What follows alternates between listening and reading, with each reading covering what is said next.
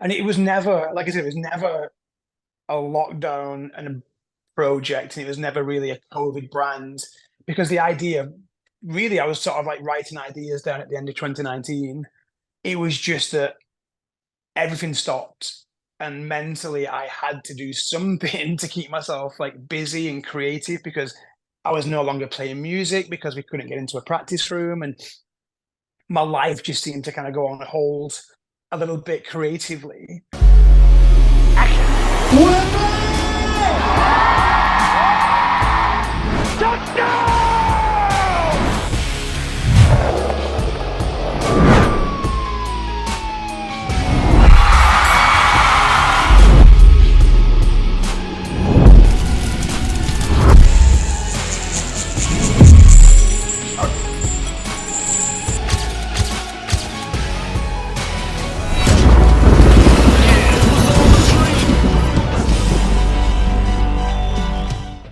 Welcome to It's All a Dream. Me, Nathersonn. Today I'm joined by Jack. Jack, if you want to introduce yourself, let the people know who you are and what it is you do. So I'm Jack, and I run the little clothing brand Modern Streets, and yeah, it's inspired by punk rock culture, and we're still going, and that's the important part. So yeah, that's in a very brief nutshell. That's kind of where we're at. So. Yeah, that's great, man. So was owning a clothing brand always your dream? It was a passion project idea. I've played in bands since I was like 15, 16. I'm now 36. So for 20 years, I've played music with friends. And to be honest, the dream when I was probably 18, 19, and even my early 20s was to just play music for a living, realistically. We all still went through university, survived university as a band, which normally breaks most bands up. But realistically, my early dream was to be a musician. I think prior to playing music, I had no idea what I wanted to do Yeah. with my life because it's a big expectation for anyone when they're young to know exactly what they want. You're still finding your feet in this world. But being kind of like the lead singer of a band meant I had very little equipment, which meant I kind of got delegated the task of being the merch guy. Like you're going to be in charge of merch because you've no gear. And I carried my first share of equipment, but obviously merch was kind of where I was left, and my degree was digital media design. But prior to the degree, I'd still been sort of dabbling with like Photoshop, and I'd always had an interest in art and did digital art especially. And yeah, I kind of then just started doing the merch for the band and designing bits and pieces for the band, and it was always usually pretty crappy stuff. But it gave me something to do for the band. So then doing the brand really came at a point of my life where I just started playing music again. We weren't really in a position to have merch, but it just kind of got them cogs turning about merch and stuff. And I guess I'd seen bits and pieces like adverts and things online about print on demand services and the idea of Yeah, sort of running a brand and not having to have any real involvement in the kind of like stock process and everything else. And I had this wild idea that I could look at interviews from other brands and see what they were performing like per year in terms of volume. And I was like, oh well, imagine doing that and having no stock. It just sells and you just reap the profits and sit on your ass all day and do nothing. And that very quickly turned into realization of that isn't the case, like, at all. Yeah, you've yeah. got to grind for it to work and to even have any sort of momentum.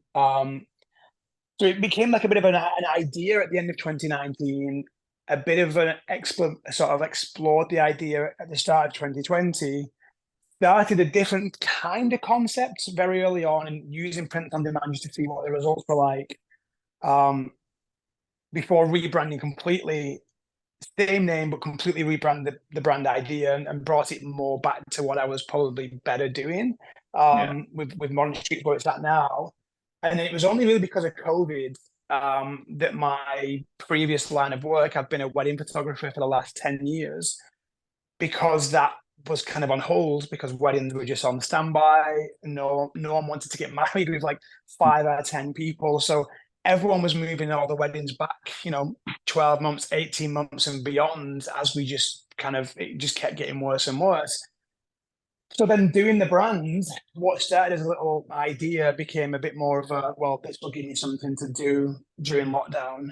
Yeah. And it was never, like I said, it was never a lockdown and a project, and it was never really a COVID brand, because the idea, really, I was sort of like writing ideas down at the end of 2019. It was just that everything stopped, and mentally I had to do something to keep myself like busy and creative, because I was no longer playing music because we couldn't get into a practice room, and my life just seemed to kind of go on hold a little bit creatively. That there's only so many times I could walk the dog and take my camera around the same streets, and that's what I was doing. I was taking pictures when I was walking the dog, but it's like I can only take pictures of the same like bit of graffiti on a wall and the same lamppost and the same birds on wires, and I couldn't find anything else because my dog has these routes that you would go on. So yeah, I kind of then dived into it a bit deeper because of COVID. It gave me time to focus on it, but it was never really meant to be anything more than a bit of a passion project. So it was never the original dream. It started off as this idea, and quickly realized that it's a lot more work than I expected. Yeah. It was never, what I thought would have been like a sit back, put your feet up and print on demand, we'll do the rest, turned into me hand printing t-shirts in my office and then posting them out and getting so excited when an order came through that I would literally run upstairs, fire up the equipment, print the t-shirt, pack it, fold it, and then run to the nearest post box to put it in. Like literally within the space of someone ordering it. There was like, well, yeah, honestly, like not even same day, like staying 15 minutes. Wow. Like I would literally dispatch it. I think one of them was actually a girl that I now know more than I did at the time. She was that local that I actually just drove it to her house. Like she was literally like 10 less than 10-minute drive away. So I just drove and pushed it through a letterbox. And then sent her a message on Instagram saying, "Hey, just seeing how local you are, so I just posted it through the door for you." And she's still a customer today, and she's an amazing tattoo artist. But she's still a customer today, and that's like I said, it just started off as this little idea that's just, once the ball started rolling, it just kind of got bigger and bigger and just kept going. And obviously, it's still a long cry from where I want it to be, but when you, like you said, you jump on these podcasts and you sort of stand and turn around and look at the path that you've walked, you realize that you have come a long way without realizing it. Sometimes it sometimes takes reminiscing and discussing it to realize how far you've actually done in the time you've put into it. Because we obviously celebrated our 3rd year on the 1st of July. So yeah, it's still got a long way to go, but it's still come a lot further than it was originally intended to. So yeah, that's amazing, and congratulations on the 3 years as well. I've followed you guys for quite some time, just as your journey, and I know, I know my brother's a big fan of you guys. Like most of his wardrobe's kitted out with it. Nice. And that so it's cool to see your success that you've had, and I've been like following you guys on like TikTok recently as well, seeing kind of what you've been posting on there. Yeah, Looks like you're doing really well. So what would you say really kind of inspired that avenue was, because you said you was influenced by pop punk. So would you say that was quite a big inspiration for you? Because obviously your designs are quite unique. They're very flash tattoo styles as well. Yeah. So I've never really leaned into being like a tattoo inspired brand, because even though I have tattoos, like I'm not a tattoo artist and things like that. So I kind of I could chat to people for hours about like pop punk and bands and the bands that I grew up on and all that type of stuff. And again, selling merch with my own bands and playing shows and stuff was all part and parcel of really the biggest inspiration for it. Like, so I kind of think that's the biggest inspiration, is more like the music side of it, just because it's something that I know I'm passionate about. I still go to shows. I still go to Slam Dunk every year.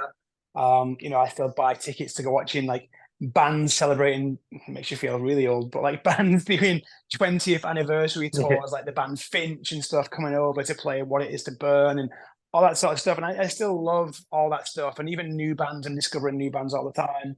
Um, and I kind of treat the brand in the same way with music, is that my designs are more the same way like artists and bands put songs out, and the art, the band and the artist is the artist, and then the song title and what it's about is the song. I Yeah. kind of treat t-shirt designs in the same way. So we never have like a graphic that just says Modern Streets above it. We always have a title that represents the artwork, because we always have, other than the one I'm wearing right now, which is the one, probably the worst one to put on, but normally we have our logo on the front and our big Yeah. designs on the back. So I kind of treat it as, this is the artist, this is the band, and on the back is the song title and the graphic that goes with it and what the design's about. And each one has its own kind of like its own story, the same way a song does. It's a form of expression about, making a point, whether it's political or a bit of a sort of like dark, emotional, thought-provoking sort of phrase, and that's kind of what it's really about for me. That's quite cool. Do you know, I've never really thought of it like that. Is like the collection's almost the album, and then the individual Yeah, t-shirt designs are the singles. Like that, exactly. That's it. that's That's quite it. Because it's quite a nice way of looking on that, you know? yeah, because it's not about just for me just doing a cool graphic with my name on it, like Yeah. Modern Streets and a cool graphic. It's like, well, what's it about? Like, let's give it a title the same way a song would have a title, and dig a little deeper as to what it's about. And I think that's, again, just going back to the idea of it being a form of expression, not just through graphics and people allowing them to make their own mind up about what it means. It's kind of like I said, treating it more like a song, and it's a title and artwork that go hand in hand. Yeah. That's it.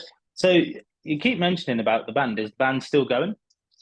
I still playing in a band now. I've been in a variety of bands over the past sort of 20 years. When I went full time shooting weddings, I kind of dipped out of the music scene for like 2 years or so, because that was kind of, I really went into that heavily to get it to have momentum to leave my job and do the weddings full time. Yeah. So I took a couple of years out while that was kind of like finding its feet as a full time self employed person.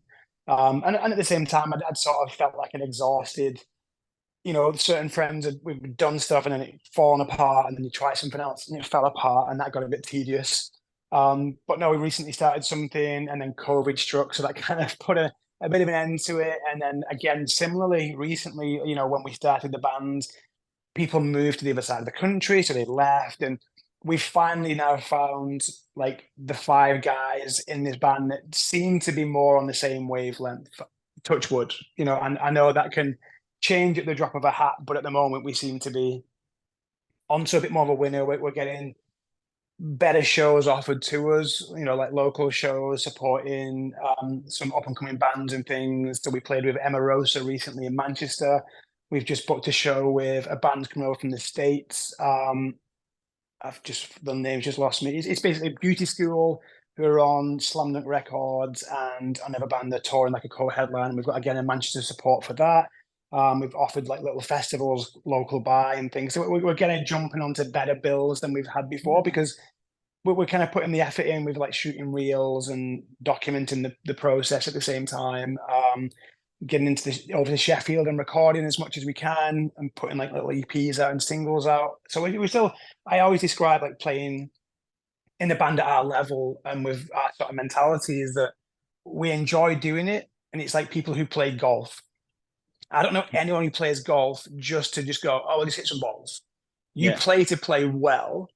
And it's kind of like a competitiveness against yourself and the people you play with. It's never, I don't think anyone plays golf for a relaxing game of golf. Like you go to play sort of thing. And I think that's kind of the way we describe the band, is that we do it very well. We invest in, good gear and decent studio time and everything else, because we're adults and we can afford to do it, where we couldn't when we were younger. We can buy the guitars and the instruments that we want, and we do it well. But at the same time, it is just it's a blessing to be this age and still be able to play the sound of music that we like with friends in a like-minded way, and go into Manchester and Liverpool and local cities and play shows, supporting some bands that we still listen to ourselves, so yeah, still doing it, but it is very much like it's a hobby that we take serious without, but we've got no expectations of grandeur of, going on full tours and getting signed and everything else. Like it'd take a lot for us to be able to do that, even just with the lives that we live now and the jobs that we have and where we're at career wise, it would be, yeah, someone would have to come along and put a decent wodge on the table, which doesn't Yeah, exist anymore. Those days are been and gone. And, I know people would say you do it for the passion, but we enjoy doing what we do at the level where we're yeah, at. We sure. just, like you said, we do it properly, but, we can't do it as a full-time thing because financially we all have houses and families and everything else going on. It would just be hard work. So, Yeah, yeah. absolutely. What's the band called? We're called Midnight Swim, and we're kind of like just pop rock, really. Yeah, We focus heavily on like making sure that songs are catchy and upbeat and dark at times, but also, fun, upbeat songs that maybe have darker lyrics and things. But yeah, we enjoy it, so that's it's good perfect. I'll fun. be sure to check you guys out. So, Yeah. how old was you when you kind of discovered that, like, the apparel and fashion industry was kind of more your dream? Yeah, I mean, like you said, starting the brand 3 years ago, I was 33 back then, and I did have this little bit of like imposter syndrome feeling that Yeah, like, should I be doing this at 33? Like this felt like, knowing like people like Ollie Sykes and the likes that started Drop Dead like many moons ago. yeah, I always feel like, so for some reason, I always feel that the clothing brand industry and the apparel industry is usually like a younger person's game. It's obviously not the case. I know plenty of people same age as me, older, much younger, a lot that do it because you enjoy doing it. But I did have a little bit of that feeling at the start, especially like having like the bright, vibrant colors that this brand has and everything else. I was kind of like, yeah, should I be doing something a bit more mature and a bit more, a little bit different? But ultimately, I just find like as a form of expression, it's what works well. And we are known for, our bright, vibrant graphics, usually with like darker messages but colorful colors and stuff. yeah. And people have resonated with it. People have bought into it. They like what the brand's about. So yeah, I was, like you said, 33 or so. But obviously, like you said, always been involved with the merch since I was like 16 at band. We were playing in bands and things. Um, I was a big lover of things like Atticus clothing that Blink used to run back in the Hmm. day. I had a huge like Atticus clothing collection. That's where all my part-time earnings used to go when I was a student. Was pretty much propping up Atticus and Macbeth clothing, buying stuff like Yeah, every month. Um, and that's kind of like again, that was when I was 16 and around that age, 16 to yeah, 18, buying those type of clothes and things. Um, so yeah, it kind of just stemmed from there, and then obviously evolved more into like band merch and selling our own merch and things. And then, like you said, it kind of disappeared a little while. And then it was only when I got back into a band again, and the idea of maybe doing some merch for the band, and I was kind of like, we don't really need it, but I could do a brand instead, and it just kind of, like you said, just tiptoed from there. that's lovely, man. So who would you say you like some of your idols were? They can either be business or personal, so or even music related. I mean, I know you said you was Yeah, quite heavily inspired by how like Blink 182 was with their kind of yeah. clothing and stuff like that. So would you say that like those are some of your idols, and like is there anyone else that kind of inspired you with that sense or art wise? Yeah, I mean, I think the Atticus clothing stuff played a bit of an influence. So like myself putting like the little dead pizza logo on the sleeve and things, even though we don't have the little hem labels that Atticus used to have, I always wanted those little Yeah, accent details on the clothing somewhere because again, Atticus had it and I just thought it was really cool. Um, so that was probably like one of the biggest brands I used to really buy into when I was younger. Same with like Macbeth and stuff, just because I was a massive Blink fan. I enjoyed the yeah, designs as well, but it was also because I was a big Blink fan. And then like in terms of other stuff, I guess realistically, once I started investigating the idea more, I think like with anything. you don't realize how many people are doing it until you do Yeah, it. So you have this idea that you're going to go out there and be like, I'm going to do these cool yeah, skull-based t-shirts are going to be really good. And then you go, yeah, I'm going to do it. And then you open the door and there's just a sea of people all, it's like when you see like on Wall Street and they're on the room like, you open the door and it's like, oh look, there's Bad Monday and Hobo Jack and Doomsday and High Dive and every brand under the sun is just waving these designs, and you're like, okay, maybe I'm not that original after all, because there's a sea of people doing it.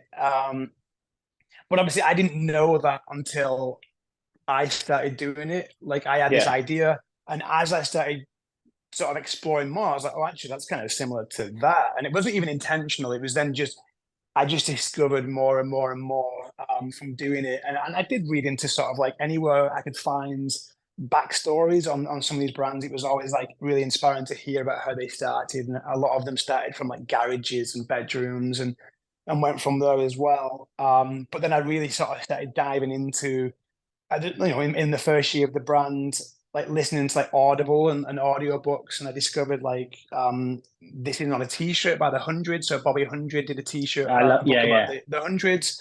So I did that one, and that one really, I've listened to it like 3 times It's already on incredible, isn't it? Audible. I Absolutely have the incredible. book as well, yeah, but Yeah, it's the one that just because of his background of going to music, going to shows, yeah, putting designs with meaning and messages on the, it's the closest thing that when I listened to it, I was like, oh my God, like this is literally me. Like this yeah, sounds like me. Because that's kind of what I was aiming to do as well.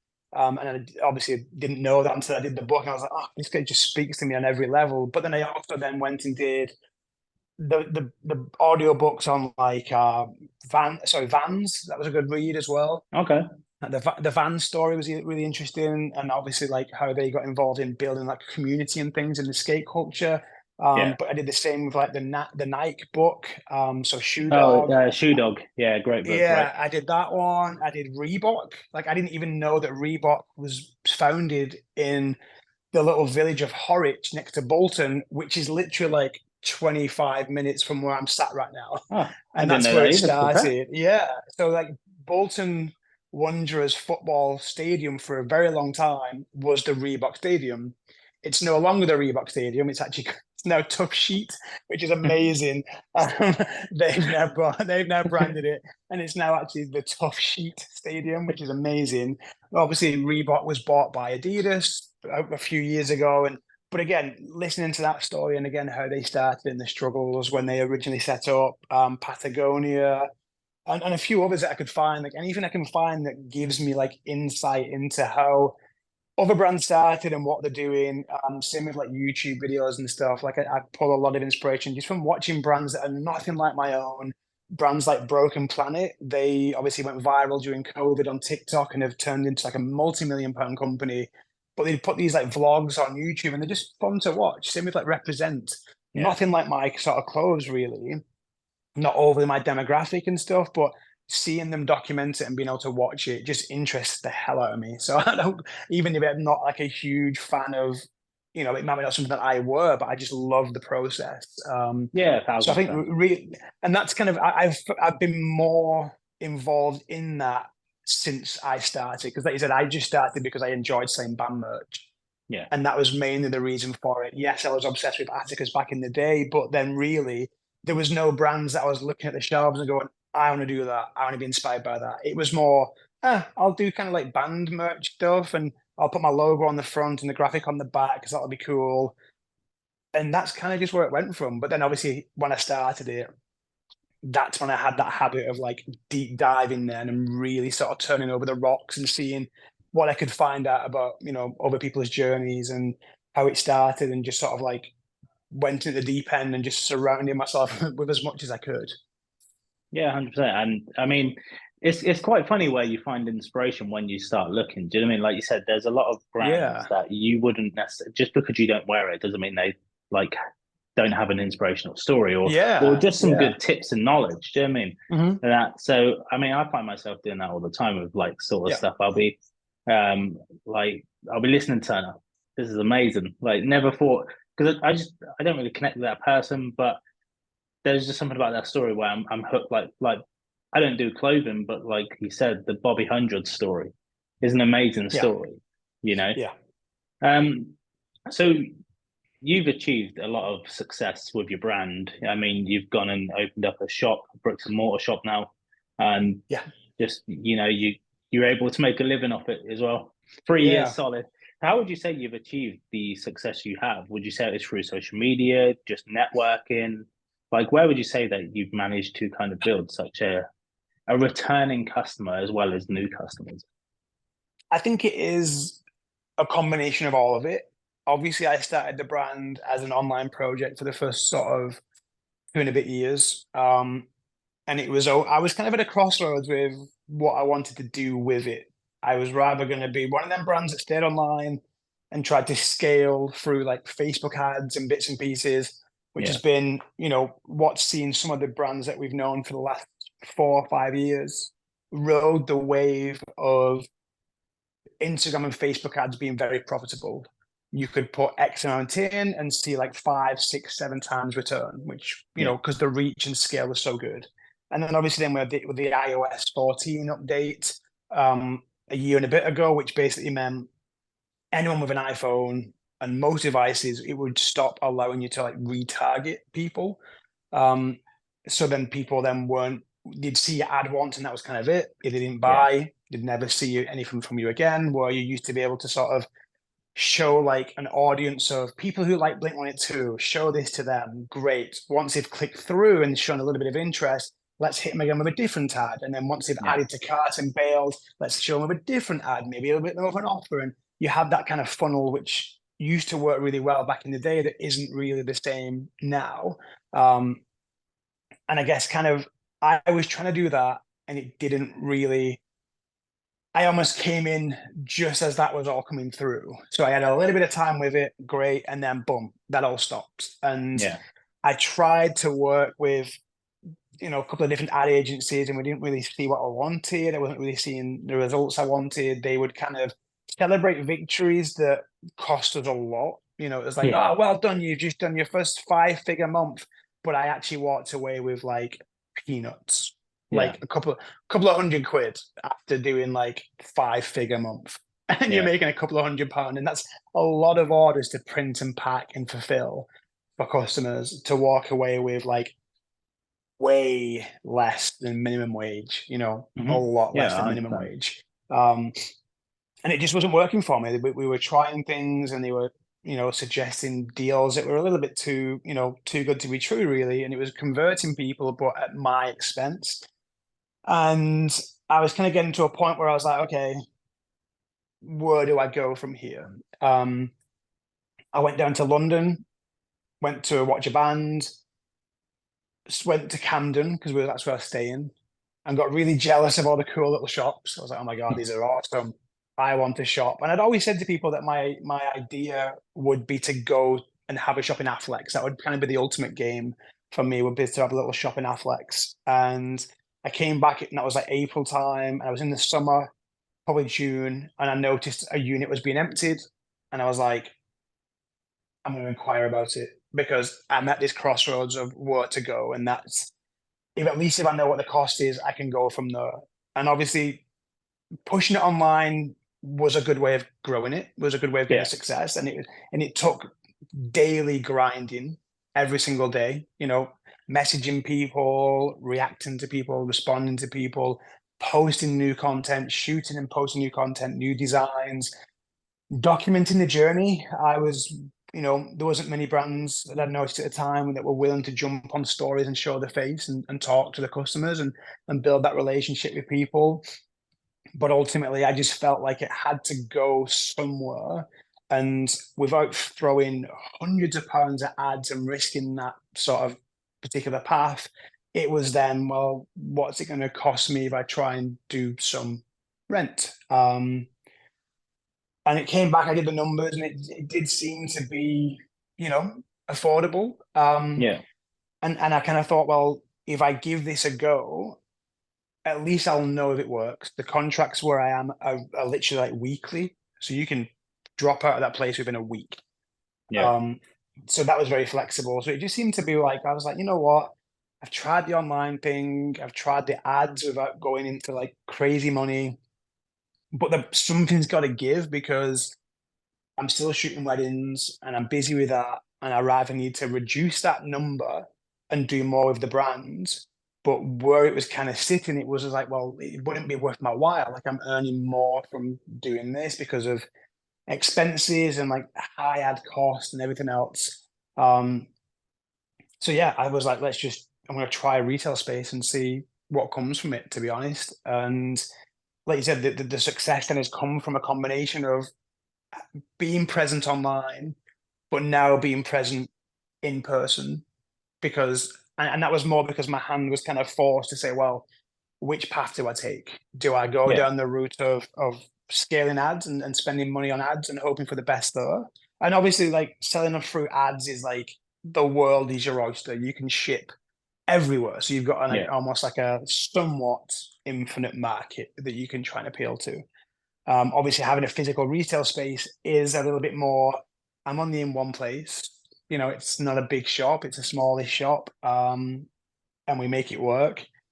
But in a very popular building within Manchester, Affleck is known for being like an alternative hub over 3 floors, 60 plus traders, all independent. You know, selling their own bits and pieces. Sometimes it's wholesale, sometimes it's like stuff people make themselves. But it's just an interesting building to come through. And anyone who's been will know that 100%.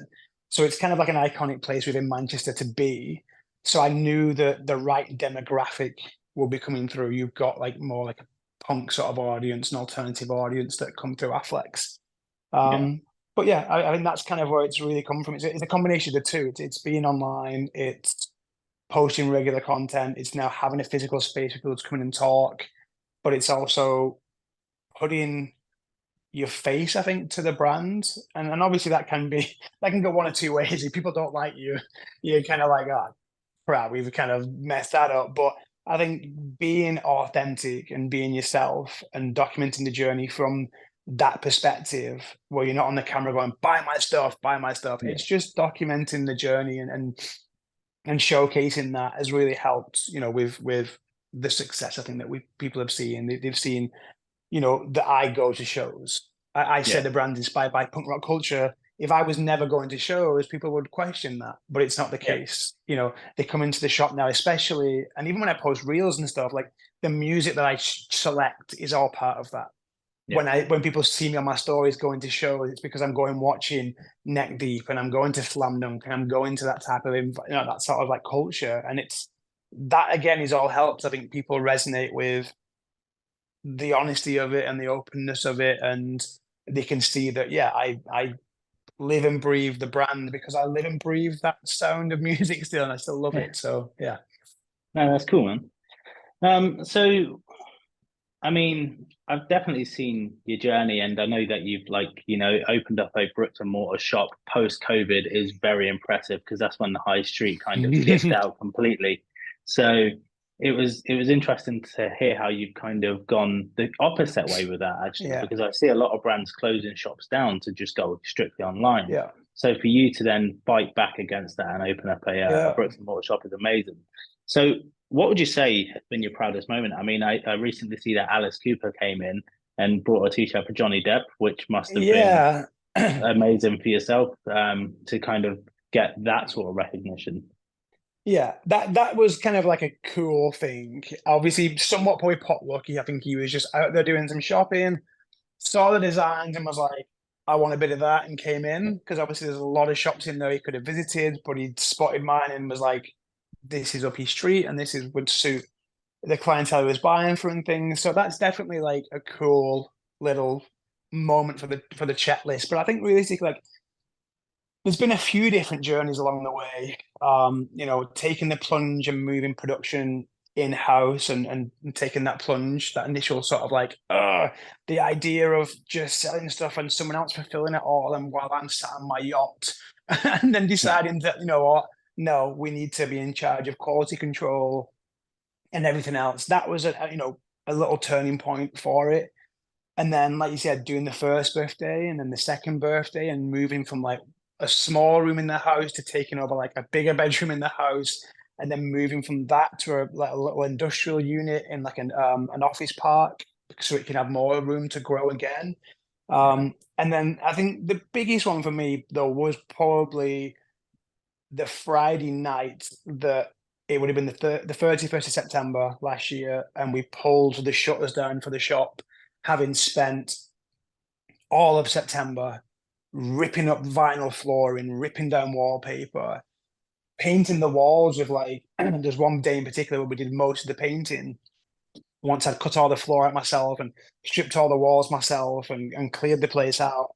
And then there was myself, my daughter, and my dad all in there rolling and painting the walls and ceiling, the three of us, and having like three generations of the family in there painting it all and getting stuck in. And then on other days where we, putting all the clothes onto hangers and putting every single price label, writing on like, the price of the t-shirt and hand punching all of the holes into the little price tags. But then on that Friday, pulling down the shutters at closing time and saying, we open tomorrow, and Yeah. everything being done, like all the t-shirts looking mint, lined up, priced and ready to go. That was a big one. And then opening on that Saturday and having people come through and just like being like, oh, this is new, oh, this looks cool, and buying stuff, especially, like Yeah. every time something sells, it's still a little victory. Whenever Shopify makes this particular sound when you make a sale, and it still excites you to go, yes. Yeah. And now more so in person, like especially in the shop when people come in and talk to you about the brand and they're buzzing about it and they love the designs and oh my god, I love this, and they talk about the quality of the t-shirts and things like that, and then they leave. You can't help but do a little fist bump to yourself because you're like, that's what it's about. Like Yeah. talking to people and letting them sort of come into the shop and come into what it's about is really nice. So there are little victories, but I think the biggest one was pulling them shutters down and knowing that I'd had my family especially help out massively. And then even some friends, like some friends who had come over, and Matt Granger, a photographer friend of mine, whose wedding I even shot, he came over and helped. Like he was really good with tools. Like Yeah. I was great at helping, but he had like the skill set to be like, we need to do this, this, and this, and was just like chopping stuff down and throwing it up. So again, without them guys, I don't know how the shop would have looked. I would have had to get professionals in to help out. And just little things like that, like even just another friend that came in the day after and was like, oh yeah, I'll just help you rub down all the OSB board because it's quite sharp with Yeah. sandpaper.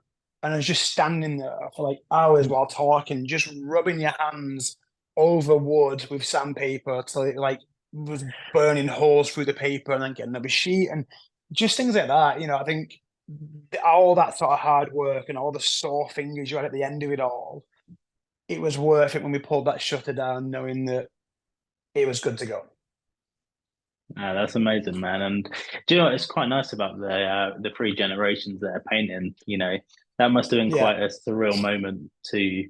And I mean, your dad and your daughter both must have been proud of you as well. yeah, yeah. Yeah. That's it. I Uh, think my parents take a big like they're always asking like, "Ooh, how's the shop done today?" And they want to know that it's because yeah, it was that's a nice. big plunge. It was a big plunge, and I think they kind of want to see, how that kind of taking that plunge and taking that step in a slightly different direction is really, has it been worthwhile, sort of thing.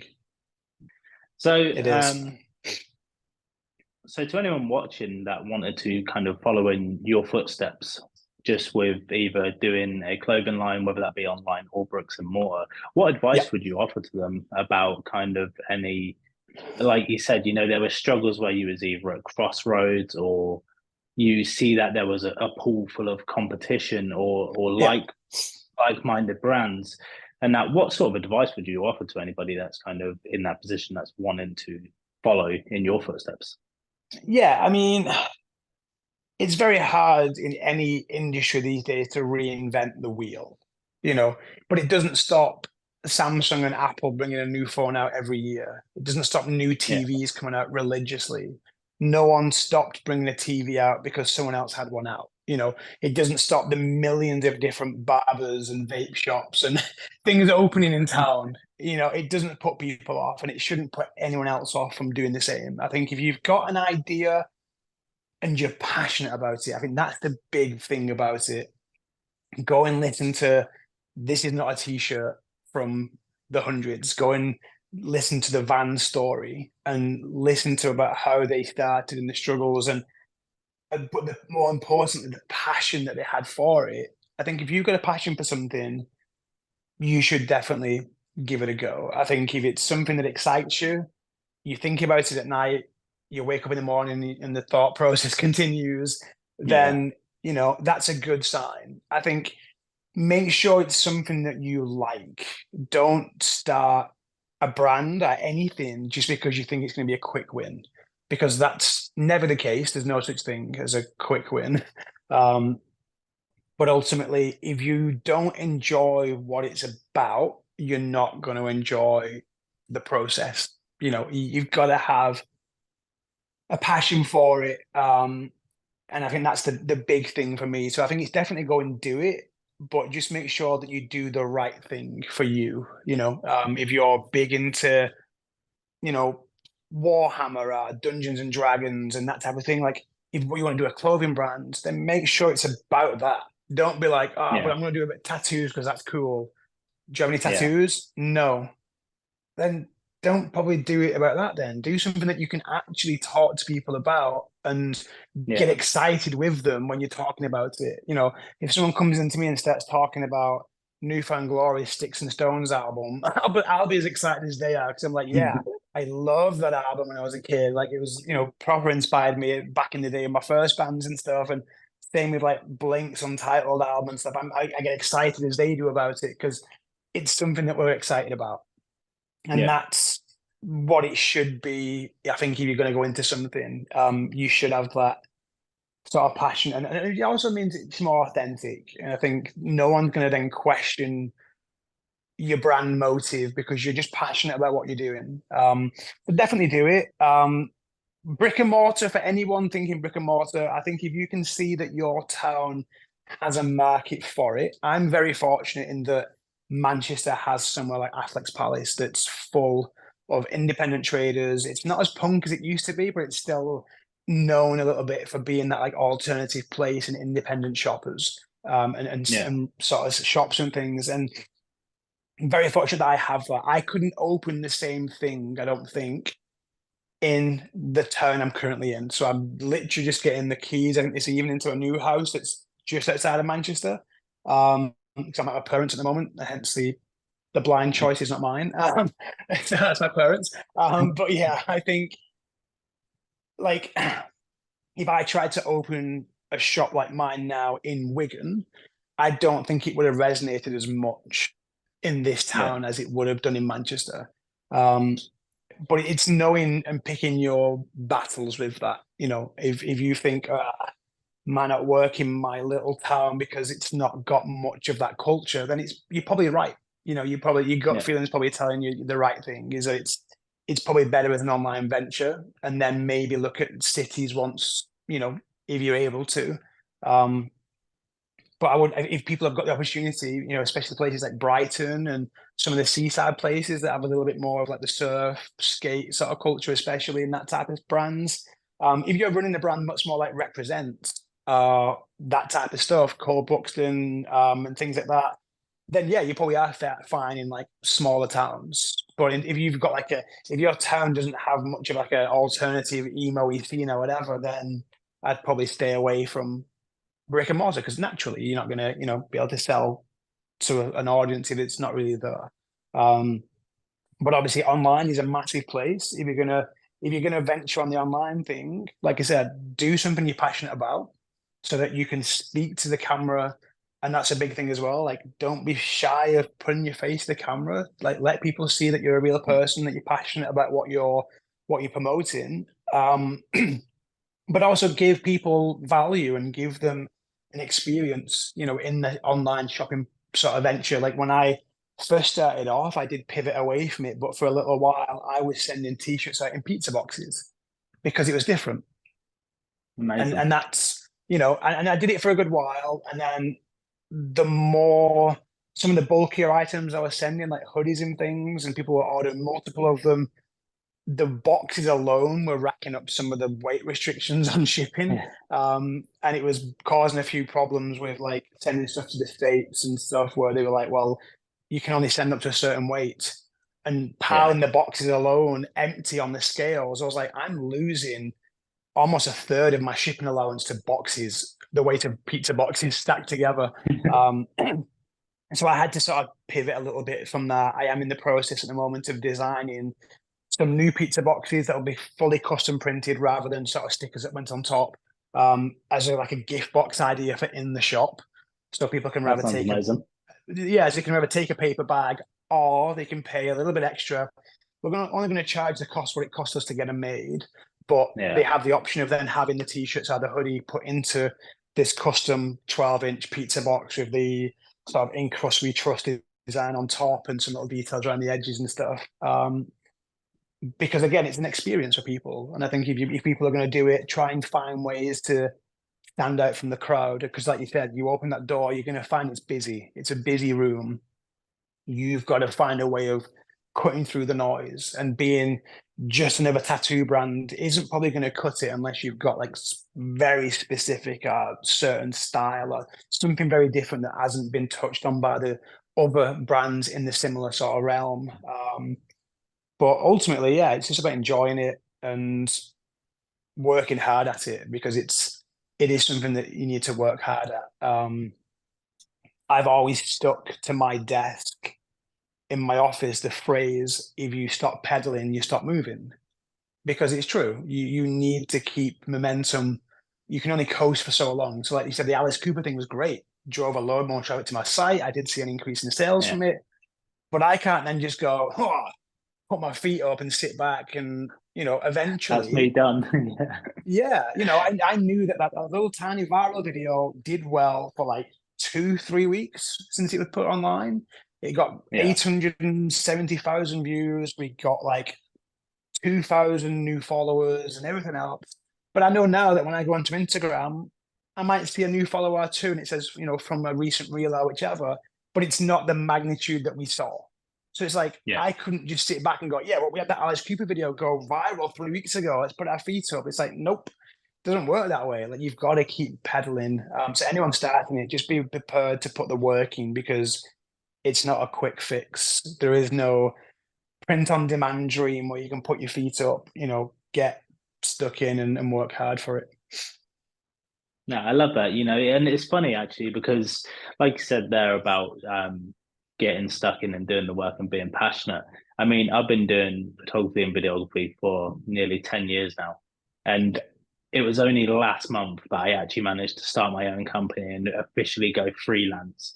Yeah. And like you said, it's tough. It is hard work, Yeah. no matter what you do, whether it be clothing or like, do you know what I mean? And Mhm. yeah, it's quite nice to see those sort of rewards pay off as well, and that Absolutely. and I think when you are passionate about something, you've got to stick at it because, like you said, you'll be trying to sleep at night and it's just there in your head, and you're Yeah. like you're Yeah. tossing and turning because you've got to get that like release and outlet out of it. Yeah. Um, Yeah. but man, that was a beautiful story, and I like the advice as well. That was some real nice advice there. No, no worries, man. So Thank you. my last bit is really where can people support you? Where can they buy your stuff from? And what's your socials? Yeah. So obviously the website is just modernstreets.co.uk. Our socials, normally just search for Modern Streets at Modern Streets Apparel.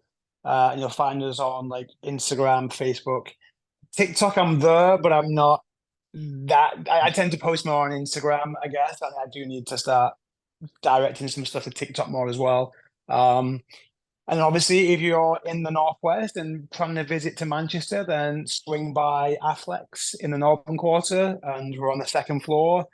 Little tiny shop, but we made it home. We put some nice little sort of personal touches to it with some little figures in jars, and we've got some Blink pictures up and things like that. So yeah, it's a cool little space. But yeah, our DMs are always open. So if anyone wants to fire any questions our way. I give a lot of insight to brands people looking to start brands and stuff. And a lot of people ask me about like super color and things that I use and stuff. And I'm happy to point people in the right direction if they've got questions and stuff. But yeah, that's pretty much it.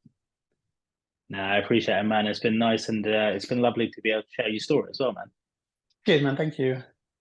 Thank you for tuning into this episode of It Was All a Dream. We appreciate your time and support. We hope that you enjoyed the episode and you feel inspired to achieve your dreams. Be sure to give us a follow on social media. We're on Instagram, TikTok, YouTube and Twitter, where you can contact us and stay connected with us if you have any feedback on the episodes or guest recommendations. Be sure to stick around after this to see what's upcoming in the next episode.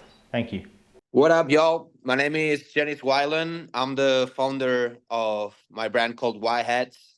I've been doing handmade hats for about 5 years now.